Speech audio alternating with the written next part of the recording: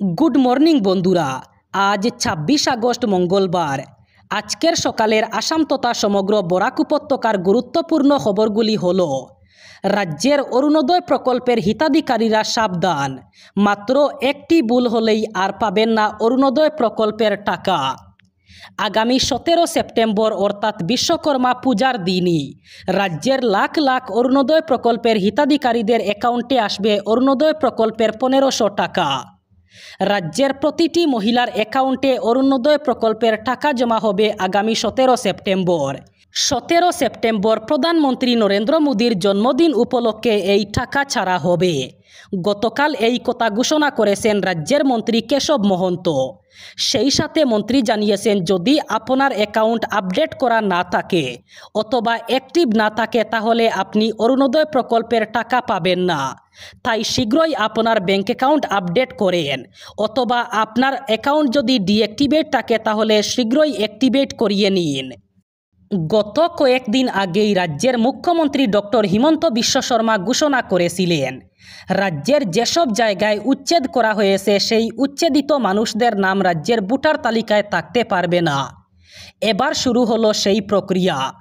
রাজ্যে শুরু হলো ভোটার তালিকা থেকে নাম কাটার প্রক্রিয়া। ভোটার তালিকায় অজানা এবং সন্দেহভাজনদের নাম আর থাকবে না। রাজ্যে যেসব এলাকায় উচ্ছেদ হয়েছে সেই সব এলাকার উচ্ছেদিত মানুষদের নাম ভোটার তালিকা থেকে কাটা যাবে। রাজ্যের মুখ্যমন্ত্রী ডক্টর হিমন্ত বিশ্ব শর্মা জানিয়েছেন, যে সকল এলাকায় উচ্ছেদ হয়েছে সেই সকল এলাকার মানুষরা অর্থাৎ উচ্ছেদিত মানুষেরা রাজ্যের বেদখলকারী, আর বেদখলকারীদের নাম ভোটার তালিকায় কোনোভাবেই থাকতে পারে না। গত কয়েকদিন আগেই মুখ্যমন্ত্রী ডক্টর হিমন্ত বিশ্ব শর্মা ঘোষণা করেছিলেন এই কথা। এবার শুরু হয়ে গেল সেই প্রক্রিয়া। শুরু হয়ে গেল ভোটার তালিকা থেকে নাম কাটার প্রক্রিয়া। রাজ্যে চলমান উচ্ছেদ অভিযানের মাঝেই নোয়াগাঁওয়ে ঘটে গেল এক অদ্ভুত ঘটনা। নিজের বাড়িতেই নিজে বুলডোজার চালালেন এক অবৈধ বেদখলকারী। জানা গেছে, রাজ্যের নোয়াগাঁওয়ে সরকারি জমি বেদখল করে ঘর বানিয়েছিলেন এক ব্যক্তি। গত দুদিন আগে তাকে সরকারি জমি খালি করার জন্য নোটিশ দেয় জেলা প্রশাসন। জেলা প্রশাসনের নির্দেশ মেনে গতকাল নিজের বাড়িতে নিজেই বুলডোজার চালালেন ওই ব্যক্তি। বুলডোজার লাগিয়ে নিজের বাড়ি গুড়িয়ে দিলেন ওই ব্যক্তি। ঘটনাটি দেখে হতবাক হয়ে চেয়ে থাকেন ডিসি। নিজের ঘরেই নিজে চালালেন বুলডোজার। প্রশাসন নয়, বেদখলকারী নিজেই ভেঙে চুরমার করলেন নিজের বাড়ি। বাড়ির সাথে দোকান ভেঙেও ধূলিসাৎ করলেন ওই ব্যক্তি। উদারবন্দের রাজনীতির কড়াইয়ে এখন তীব্র টকবগানি। সদ্য শেষ হওয়া পঞ্চায়েত ভোটের রেশ কাটতে না কাটতেই ২০২৬-এর বিধানসভা নির্বাচনের আঁচ এসে পড়েছে কাছাড়ের এই আসনে। আর সেই আছেই বিধায়ক মিহিরকান্তি সোম। তার ভবিষ্যৎ নিয়ে ঘনীভূত প্রশ্ন হচ্ছে। বাজারের আড্ডা থেকে শুরু করে দলীয় অন্দরমহল সর্বত্র ঘুরছে একটাই প্রশ্ন: বানুর দিন শেষ। বিধায়ক মিহিরকান্তি সোম, যাকে সবাই বানু নামেই চেনে, টানা ২ বার জিতে গেরুয়া আসন দখল করেছেন, কিন্তু সময়ের সঙ্গে সঙ্গে তার চারপাশে তৈরি হয়েছে ঘন কুয়াশা। সচিব দুর্নীতি কাণ্ডে মুখ্যমন্ত্রীর রোষ, দলের ভেতর ক্রমশ আস্থা কমে আসা, সব মিলিয়ে বানুর ভবিষ্যৎ নিয়ে কৌতূহল তুঙ্গে। যেন ভোটার জোয়ার লাগছে তার রাজনৈতিক নদীতে। এই পরিস্থিতিতে আলোচনার কেন্দ্রে রয়েছেন নীলাভ মৃদুল মজুমদার। ৪ দশকের অভিজ্ঞতা, রাজনীতির নানা ঘাত প্রতিঘাত পেরিয়ে আজ তিনি বিজেপির সংগঠনে এক পরিচিত মুখ। অসমে বসবাসকারী অনুপ্রবেশকারীদের বিরুদ্ধে রাজ্য সরকারের একের পর এক কঠোর অবস্থান অব্যাহত। গত রবিবার রাতে অসমের ২ সীমান্ত এলাকা দিয়ে ৩৬ জন বাংলাদেশি অনুপ্রবেশকারীকে তাদের দেশে ফেরত পাঠিয়েছে অসম পুলিশ। বরাবরের পুশব্যাক প্রক্রিয়া গভীর রাতে শ্রীভূমি এবং দক্ষিণ শালমারা সীমান্ত দিয়েই সম্পন্ন হয়। মুখ্যমন্ত্রী হিমন্ত বিশ্ব শর্মা এক্স প্ল্যাটফর্মে পোস্টে এই খবর নিশ্চিত করেন। তিনি বলেন, যারা অসৎ উদ্দেশ্যে ভারতে প্রবেশ করেছিল তাদের সীমান্ত থেকে মুক্তি দিয়ে বাংলাদেশে ফেরত পাঠানো হয়েছে। মুখ্যমন্ত্রী আরও বলেন, রাজ্য সরকার একটি অনুপ্রবেশ মুক্ত অসম গড়ার জন্য প্রতিশ্রুতিবদ্ধ। গত কয়েক মাসে অসম থেকে প্রায় ৪০০ জনেরও বেশি অনুপ্রবেশকারীকে পুশব্যাক করা হয়েছে।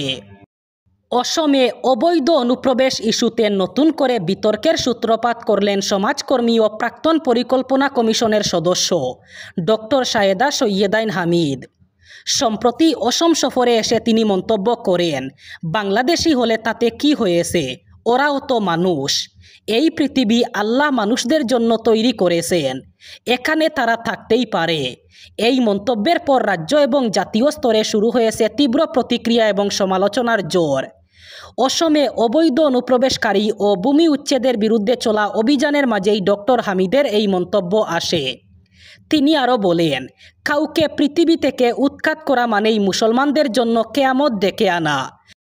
উপরাষ্ট্রপতি পদে নির্বাচনে প্রার্থী হতে চেয়ে মনোনয়ন জমা দিয়েছিলেন কেরলের বাসিন্দা এক ব্যক্তি, কিন্তু মনোনয়ন যাচাই বাছাইয়ের সময় সন্দেহ হয় আধিকারিকদের।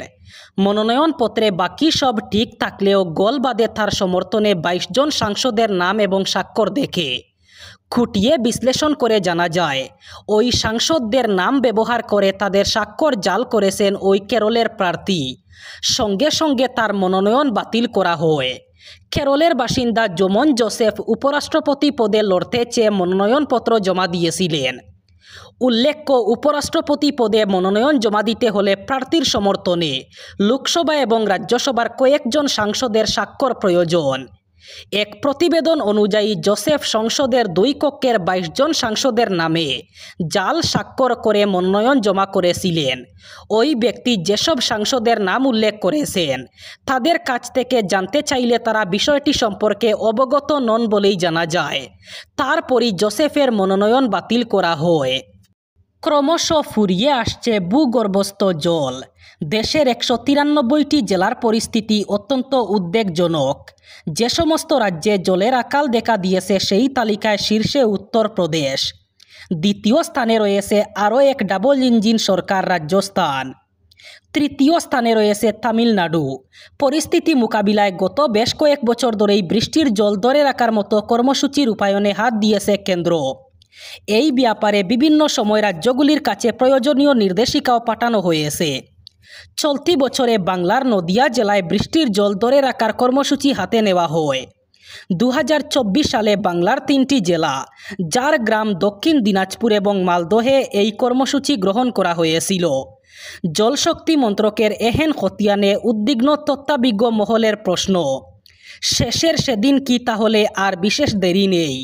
ভূগর্ভস্থ জল যদি শেষ হয়ে যেতে থাকে তাহলে প্রাণী জগতের অবলুপ্তিত সময়ের অপেক্ষা মাত্র। এই বিষয়ে আরও সচেতনতা প্রয়োজন বলে মত পরিবেশ বিজ্ঞানীদের। এবার বরাক উপত্যকার 3 জেলার আজকের আবহাওয়ার খবর। আজ 26 আগস্ট মঙ্গলবার বরাক উপত্যকার 3 জেলায় তীব্র গরমের সম্ভাবনা। আজ শিলচর কাছাড়ে সর্বোচ্চ তাপমাত্রা থাকবে 34 ডিগ্রি সেলসিয়াস এবং সর্বনিম্ন তাপমাত্রা থাকবে 26 ডিগ্রি সেলসিয়াস। শ্রীভূমি করিমগঞ্জে আজ সর্বোচ্চ তাপমাত্রা থাকবে 34 ডিগ্রি সেলসিয়াস এবং সর্বনিম্ন তাপমাত্রা থাকবে 26 ডিগ্রি সেলসিয়াস। সেই সাথে হাইলাকান্দি জেলায়ও আজ সর্বোচ্চ তাপমাত্রা থাকবে 34 ডিগ্রি সেলসিয়াস এবং সর্বনিম্ন তাপমাত্রা থাকবে 26 ডিগ্রি সেলসিয়াস। এই ছিল আজকের সকালের গুরুত্বপূর্ণ খবরগুলি। ভিডিওটি অবশ্যই লাইক করবেন এবং চ্যানেলটি সাবস্ক্রাইব করবেন।